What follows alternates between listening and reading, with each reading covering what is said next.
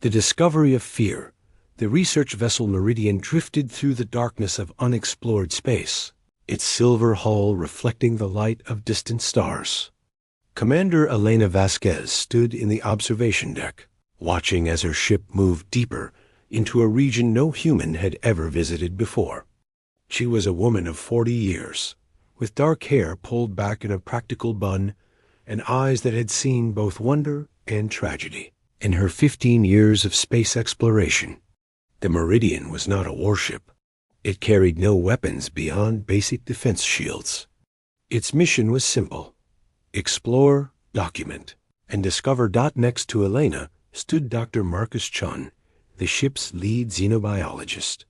He was a tall man with gray streaks in his black hair and hands that trembled slightly with excitement as he studied the data flowing across his tablet. His voice carried the enthusiasm of a child discovering something magical for the first time. "Commander, these readings are extraordinary. The quantum signatures in this region suggest the presence of technology far more advanced than anything humanity has ever created. We could be looking at remnants of a civilization that existed millions of years before humans walked on Earth." Elena nodded slowly, but something troubled her. In her years of exploration, she had learned to trust her instincts, and right now, those instincts were screaming warnings she could not ignore. "Doctor, have you noticed the pattern in these quantum signatures? They form a perimeter, almost like a boundary marker."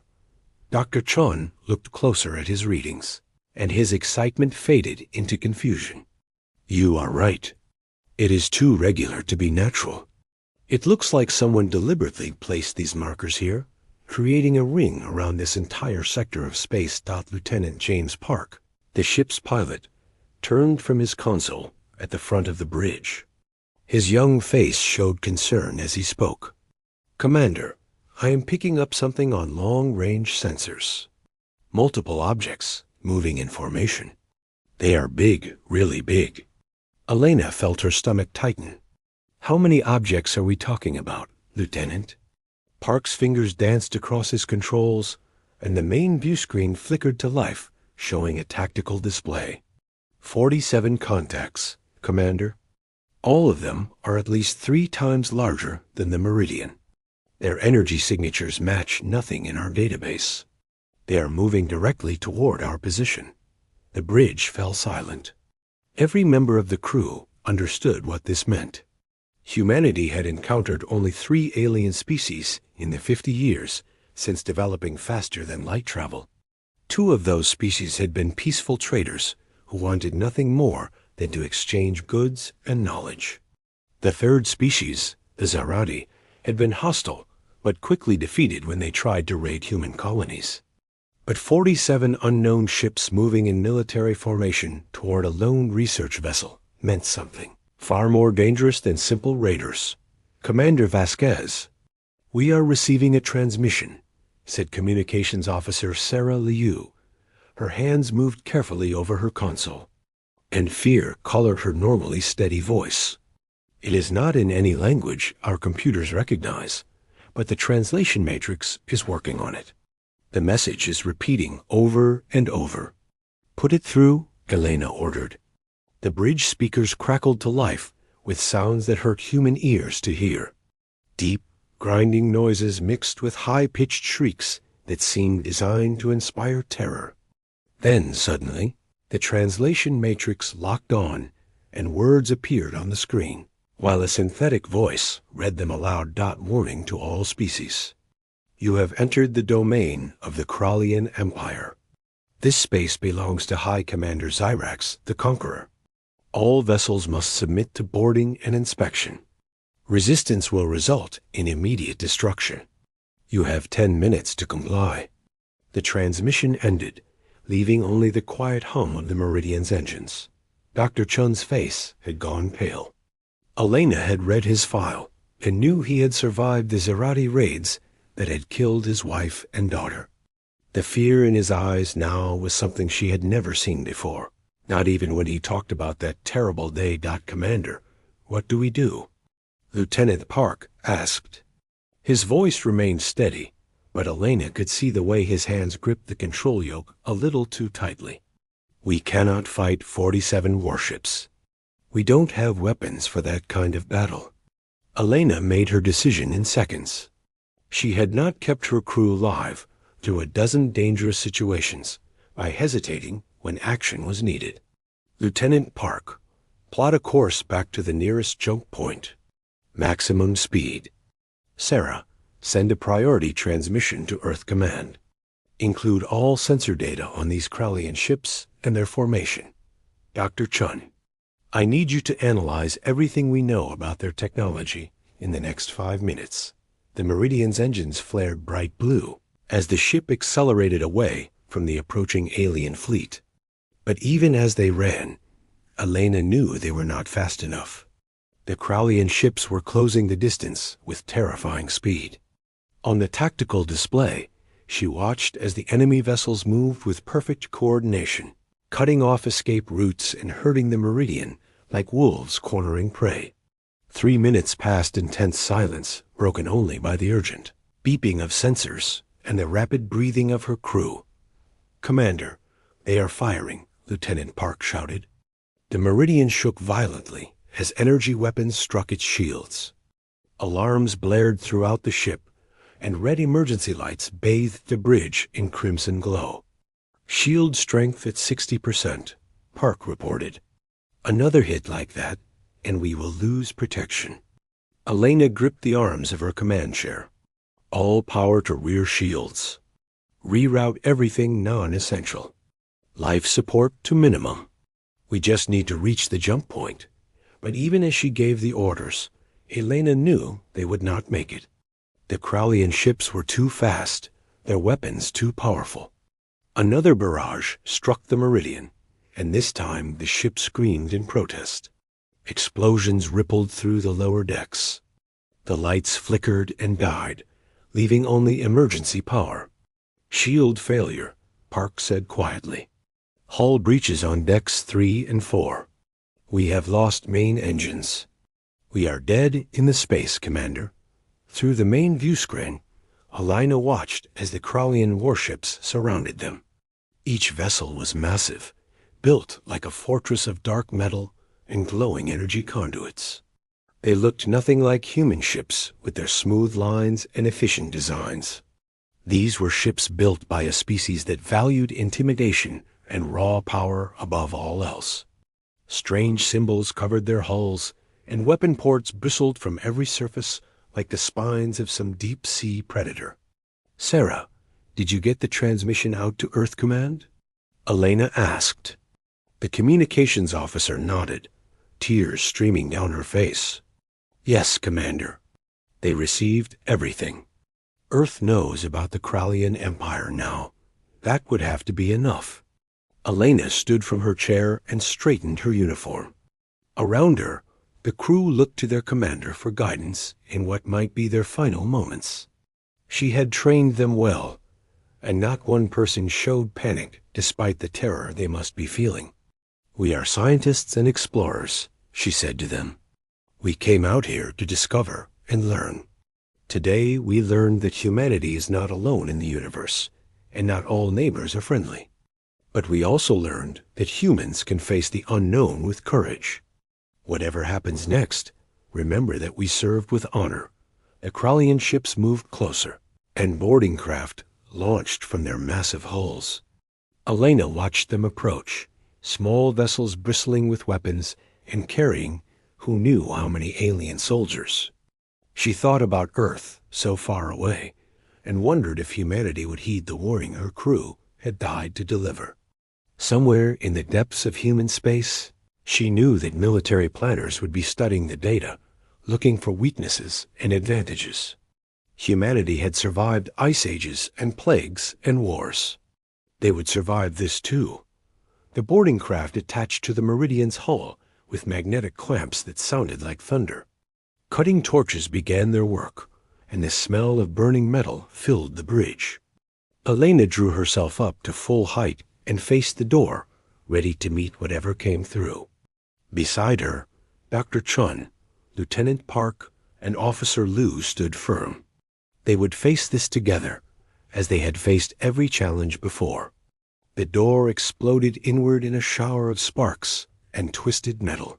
Through the smoke came creatures that would haunt Elena's nightmares for years to come.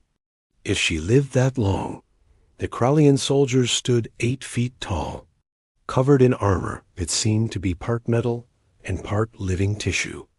Their faces were hidden behind helmets, but Elena could see glowing red eyes staring at her through the visors. They carried weapons that crackled with energy, and their movements spoke of perfect military discipline. One of them stepped forward, larger than the others, and when it spoke, its voice rumbled like an earthquake. "You are prisoners of the Krallian Empire. You will be taken to High Commander Zyrax for judgment. Resist and die. Comply and live as slaves. Asterisk." Elena met the creature's gaze without flinching. She had sent humanity's warning. Earth Command would receive their data within days. And somewhere in the secret military research facilities that few civilians knew existed, Elena believed that human engineers and scientists would create a response to this threat. Humanity had always been at its best when facing impossible odds. "Take us," she said calmly. "But know this.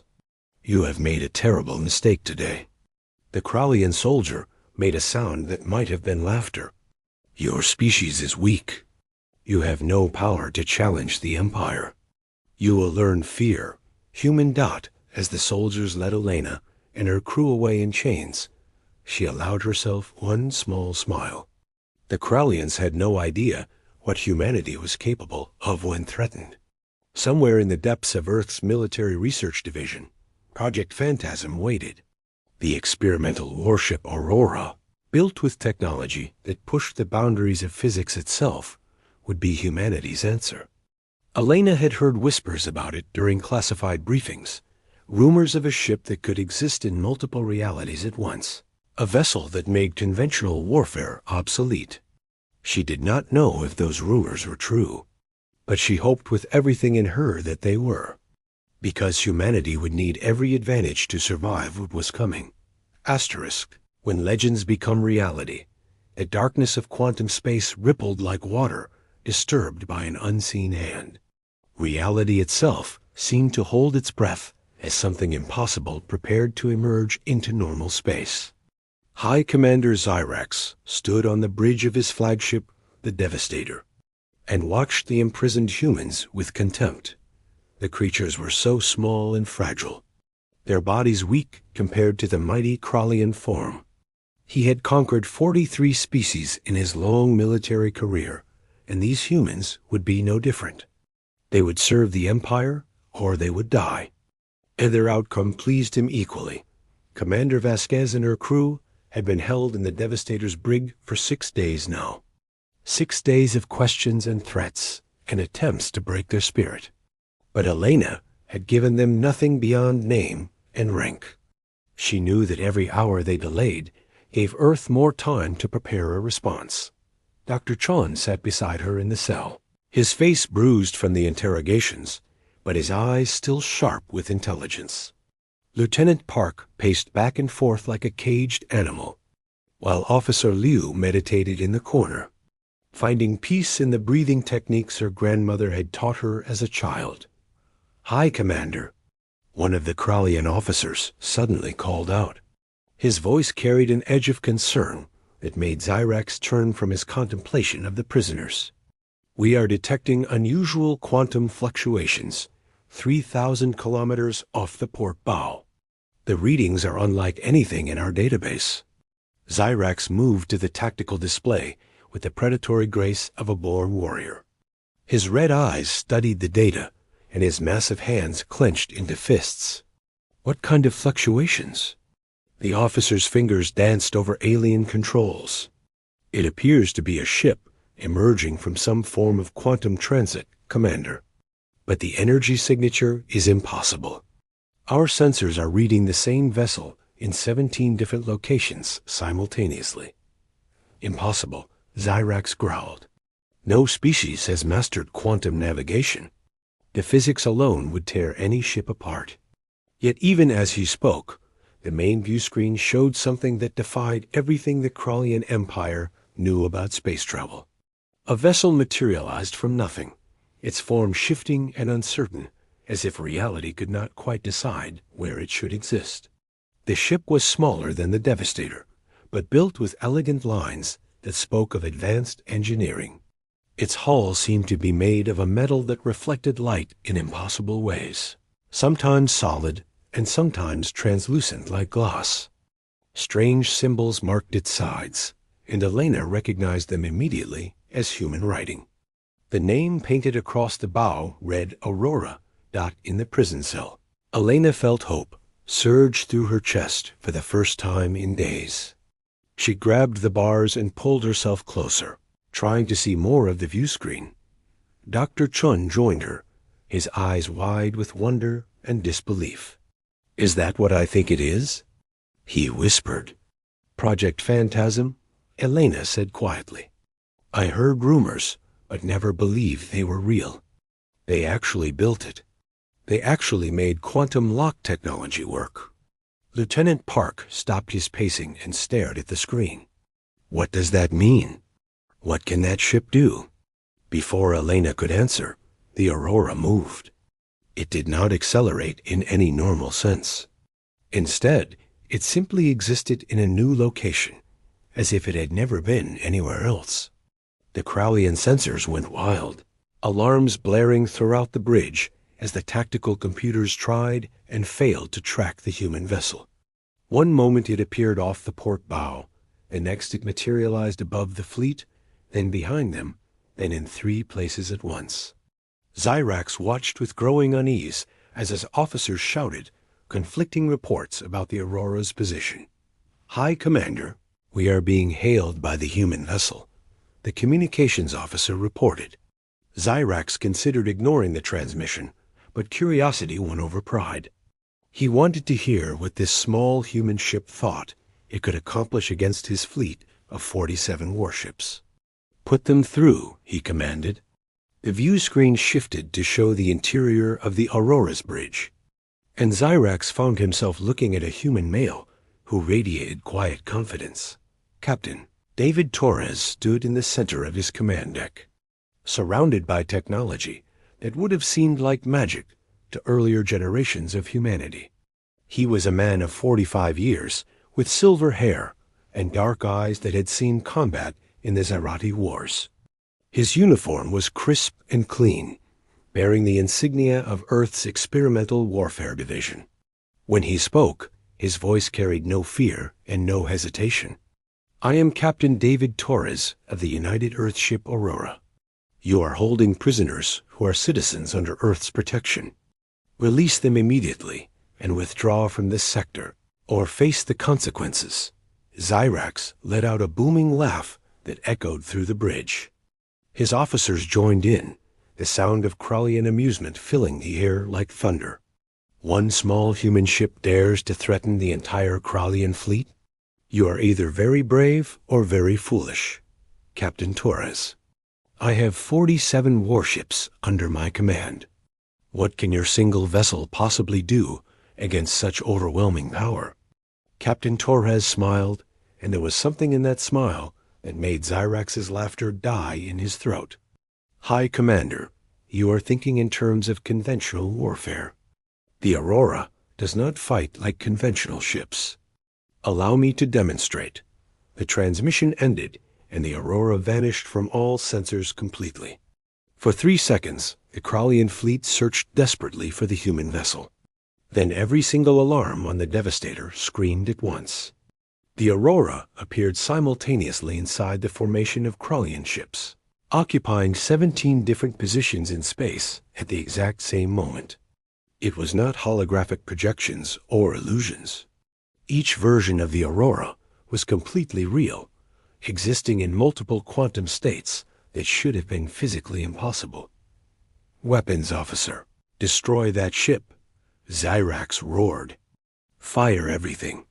The Krallian fleet opened fire with enough energy weapons to vaporize a small moon.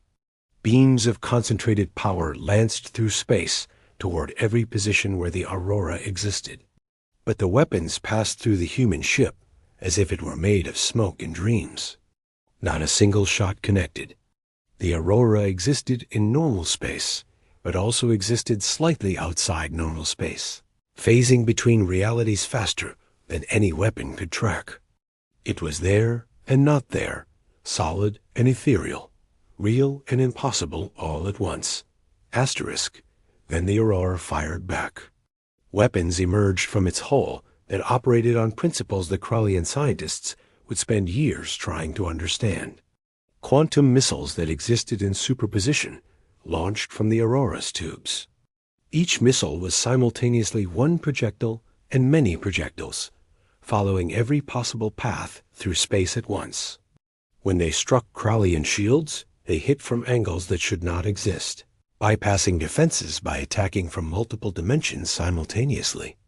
3 Krallian warships exploded in brilliant flashes of light.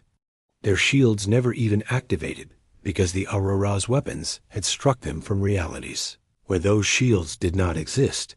Zyrax watched in growing horror as his fleet, the pride of the Krallian Empire, fell apart under assault from a single human vessel. His tactical officers shouted reports that made no sense. "Commander, the human ship is firing from inside our shields." "Commander, our weapons cannot lock on because it exists in too many places." "Commander, 17 of our ships are reporting hull breaches from weapons that came from nowhere." The Aurora danced through the Krallian formation like a ghost, untouchable and unstoppable. It moved with impossible grace, existing in multiple locations and using quantum entanglement to coordinate attacks that came from every direction at once. Captain Torres sat in his command chair and watched the tactical display with satisfaction. Next to him, his first officer, Commander Rachel Kim, monitored the quantum lock systems with the focus of a concert pianist playing a perfect symphony. The technology that powered the Aurora was the result of 15 years of research and development, built on principles that humanity had learned by studying the quantum signatures of the universe itself. "We are maintaining stable quantum lock across 17 probability streams," Commander Kim reported. "All weapon systems are operating within acceptable parameters. Shield phasing is at 97% efficiency. Good," Torres said calmly. "Target the enemy command ship, but do not destroy it. I want High Commander Zyrax alive to deliver our message." The Aurora shifted through quantum space and materialized directly in front of the Devastator. This time it remained solid and visible, hovering motionless as if daring the Krallian flagship to attack. Torres opened a communication channel, and his face appeared on every screen throughout the Krallian fleet. "High Commander Zyrax, you have now seen what happens when humanity is threatened. We have destroyed 12 of your warships without sustaining a single hit in return. We can destroy the rest of your fleet just as easily. Or you can surrender and live. On the bridge of the Devastator." Zyrax stared at the human captain with emotions he had not felt in decades. Fear, uncertainty, respect. His entire military career had been built on the belief that the Krallian Empire was superior to all other species. But this human ship had shattered that belief in a matter of minutes. His weapons could not touch it. His shields could not stop it. His numerical advantage meant nothing against technology that operated outside the normal rules of physics. Around him, his officers waited for orders, their confidence shaken by the impossible things they had witnessed. "Release the prisoners," Zyrax said quietly. The order was repeated through the ship, and within minutes, Galena and her crew were transported to the Aurora via quantum beam. They materialized on the bridge of the human warship, still wearing their torn and dirty uniforms, but alive and free. Elena looked around at the technology surrounding her, at the displays showing 17 different views of space simultaneously, at the quantum lock controls that pulsed with energy. Captain Torres stood to greet them, a warm smile on his face. "Commander Vasquez, welcome aboard the Aurora." Your data transmission reached Earth 6 days ago. We have been hunting for you ever since. Elena felt tears of relief streaming down her face. She had kept her crew alive to impossible circumstances, and now they were safe. Thank you, Captain. Thank you for coming for us. Torres nodded and turned back to the view screen, where Zyrax's face still appeared. High Commander, you will take a message back to your empire. Earth claims no territory beyond our established borders. We seek no conflict with the Krallian species. But if you threaten human lives again, if you enter our space with hostile intent, the Aurora will not be the only quantum-locked vessel you face. We are building more. Many more. Zyrax understood the threat completely. One Aurora had destroyed a third of his fleet with ease. A fleet of such ships would be unstoppable by conventional means. He made the hardest decision of his military career. The Krallian Empire acknowledges Earth's strength. We will withdraw from this sector and report to the High Council. There will be no further hostilities unless your species initiates them. Torres nodded slowly. See that there are not, Commander. Safe travels. The transmission ended, and the Krallian fleet began a slow retreat, their massive warships limping away from the battlefield, with their pride as damaged as their hulls. On the Aurora, Elena watched them go and felt the weight of the last 6 days finally lift from her shoulders. Dr. Chun was crying openly, while Lieutenant Park laughed with relief and Officer Liu smiled peacefully. Captain Torres addressed his crew over the ship-wide communication system. All hands, this is the captain. Today we have sent a message to the galaxy. Humanity will not be conquered. We will not be enslaved. We have shown that human creativity and determination can overcome any threat. The Aurora is more than a warship. It is proof that humans refuse to accept limitations that others say are impossible. Word of the battle spread through the galaxy faster than light itself. Within weeks, every major alien civilization knew about the human ship that existed in multiple realities at once. Some species saw it as a threat and began developing countermeasures. Others saw it as an opportunity and requested diplomatic meetings with Earth. A few wise species recognized it for what it truly was, a demonstration that humanity had crossed a threshold into a new age of technological advancement. The Krallian High Council received Zyrax's report with a mixture of shock and anger. But even they, in their pride, understood that Earth was no longer prey. The humans had become predators in their own right. Commander, Elena Vasquez stood in the observation deck of the Aurora as the ship prepared to return to Earth. Captain Torres joined her. Two explorers looking out at the infinite expanse of stars and wondering what other mysteries waited in that darkness. You know this changes everything, Elena said quietly. Other species will fear us now. Some will hate us for having power they do not possess. Torres nodded. Yes, they will. But fear and hatred are better than extinction. The Krallians would have enslaved humanity if we had shown weakness. Now we have shown strength, and that strength will keep Earth safe. The Aurora shifted into quantum space, existing in 17 realities at once as it began the journey home. Behind them, the Meridian floated in space, damaged but recoverable. Salvage ships would arrive soon to bring it home. And throughout human space, shipyards began construction on more quantum-locked vessels. The age of humanity being hunted was over. The age of humanity as a galactic power had begun. Elena thought about all the species that would hear this story, about the legends that would grow from this day. They had called quantum lock technology a myth, impossible physics that existed only in theory, until the human warship emerged from the rift and proved that humanity turned myths into reality.